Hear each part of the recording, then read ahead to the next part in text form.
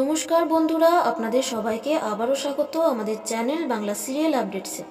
আসুন শুরু করা যাক আজকের ভিডিওটি।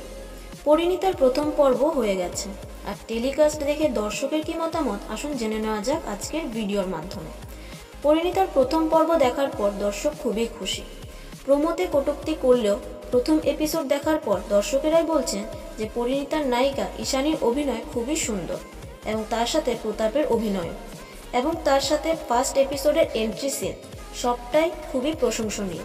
অনেকেই বলছেন আমি পরিণীতার ফ্যান হয়ে গেছি, হিট সিরিয়াল হবে পরিণীতা। তো বন্ধুরা, আপনাদের কেমন লাগলো পরিণীতার প্রথম পর্ব এবং পরিণীতার সিরিয়ালটি, সেটা আমাদের কমেন্ট করে অবশ্যই জানাবেন।